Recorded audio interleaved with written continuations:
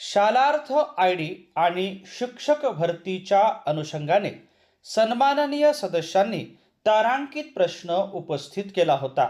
या प्रश्नाला सन्माननीय शालेय शिक्षण मंत्री महोदयांनी जे उत्तर दिलं ते आज आपण या व्हिडिओच्या निमित्तानं जाणून घेऊया। आत्मीय शिक्षक बंधू आणि भगिनींनो, नमस्कार। मी माझ्या शैक्षणिक यूट्यूब चॅनलमध्ये आपल्या सर्वांचं सहर्ष स्वागत करतो। आजच्या या व्हिडिओमध्ये आपण महाराष्ट्र विधानसभा तिसरे अधिवेशन 2025 शिक्षण विभागाच्या अनुषंगाने तारांकित प्रश्न हा जाणून घेणार आहे। सदर प्रश्न गुरुवार दिनांक 11 डिसेंबर 2025 ला उपस्थित करण्यात आला होता। अशा प्रकारचे विविध शैक्षणिक प्रश्न, शासनाचे निर्णय जाणून घेण्यासाठी माझ्या या यूट्यूब चॅनलला लाईक करा, सबस्क्राईब करा आणि शेअर करा अशी नम्र विनंती मी आपल्याला या व्हिडिओच्या निमित्ताने करतो आहे। आता आपण जाणून घेऊया नेमका प्रश्न काय आहे आणि त्याचं उत्तर। राज्यात शालार्थ आयडी आणि बनावट शिक्षक भरतीमधील गैरव्यवहाराबाबत सन्माननीय सदस्यांनी प्रश्न उपस्थित केला होता।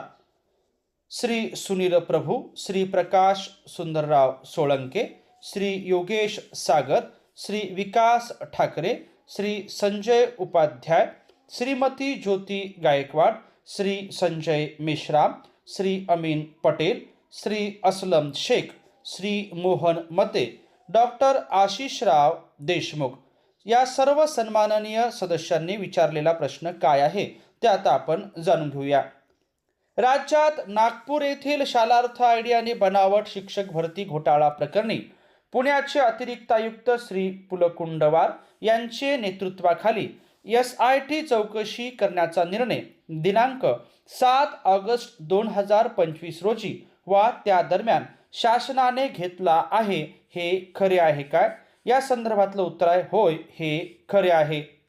त्यानंतरचा दुसरा प्रश्न होता की असल्यास नागपूरमध्ये बनावट शालार्थ आयडी वापरून पगार घेणाऱ्या अनेक आरोपींवर गुन्हा नोंदवून अटक केली नसल्याने शासनाचे सुमारे 1000 कोटी रुपयांहून अधिक आर्थिक नुकसान झाले आहे, हेही खरे आहे काय?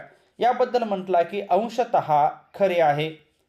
त्यानंतर तिसरा प्रश्न होता की तसेच मुंबई विभागीय शिक्षण उपसंचालक मुंबई कार्यरत असलेल्या श्री संदीप संगवे यांनी शालार्थ आयडीत व शिक्षक समायोजनात मोठ्या प्रमाणात आर्थिक गैरव्यवहार केल्याप्रकरणी शासनाने दिनांक 3 जुलै 2025 अन्वये नेमलेल्या एकस्तर विभागीय अध्यक्ष महाराष्ट्र राज्य माध्यमिक व उच्च माध्यमिक मंडळ मुंबई यांनी श्री संगवे यांचे विरुद्ध प्राप्त तक्रारीच्या अनुषंगाने 2 वेळा मुदतवाढ दिली असली तरी अद्यापही चौकशी अहवाल शासनास सादर करण्यात आला नसल्याची बाब निदर्शनास आली आहे, हेही खरे आहे काय? या संदर्भातलं उत्तर आहे होय, हे खरं आहे।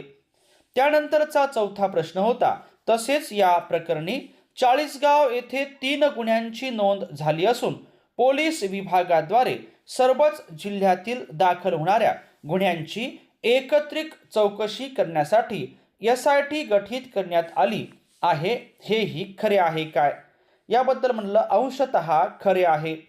पाचवा प्रश्न होता तसेच काही जिल्ह्यांमध्ये बनावट शालार्थ आयडी तयार करून शासनाकडून शाळांना देण्यात येणाऱ्या अनुदान व शिष्यवृत्ती निधीतून शिक्षणाधिकारी श्री कुंभार, श्री काळुसे यांनी 100 कोटी रुपयांचा व श्री निलेश बाबूराव वाघमारे यांनी 125 शिक्षक व शिक्षकेतर कर्मचाऱ्यांचे बनावट आयडी तयार करून त्यांचे वेतन व थकबाकी काढून कोट्यावधी रुपयाचा गैरव्यवहार केल्याचेही निदर्शनास आले आहे, हेही खरे आहे काय? याचं उत्तर आहे अंशतः खरे आहे। सहावा प्रश्न होता की असल्यास उक्त प्रकरणी शासनाने सखोल चौकशी केली आहे काय? चौकशीत काय आढळून आले व त्या अनुषंगाने संबंधित दोषींवर कारवाई करण्यासह शालार्थ आयडी व बनावट शिक्षक भरती रोखण्याकरिता कोणती कार्यवाही केली वा करण्यात येत आहे? त्या संदर्भातलं उत्तर आहे शासन निर्णय दिनांक 7 ऑगस्ट 2025 अन्वये राज्यातील अपात्र शिक्षक शिक्षकेतर कर्मचाऱ्यांची नावे नियमबाह्यरित्या समाविष्ट करून वेतन अदा केल्यासंदर्भात प्राप्त तक्रारींची चौकशी करण्यासाठी विशेष चौकशी पथकाची अर्थात SITची स्थापना करण्यात आली असून सदर पथकाचं काम प्रगतीपथावर आहे.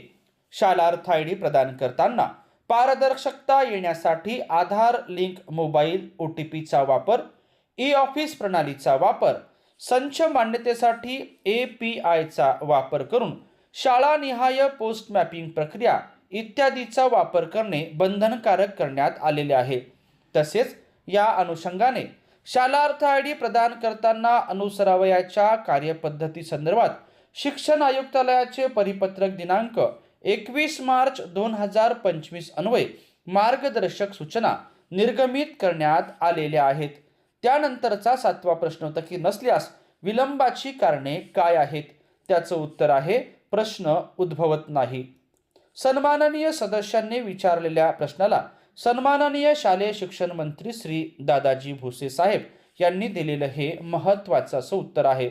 सदर प्रश्न आणि उत्तर आपण या ठिकाणी जाणून घेतल्याबद्दल आपल्या सर्वांचे मनापासून धन्यवाद.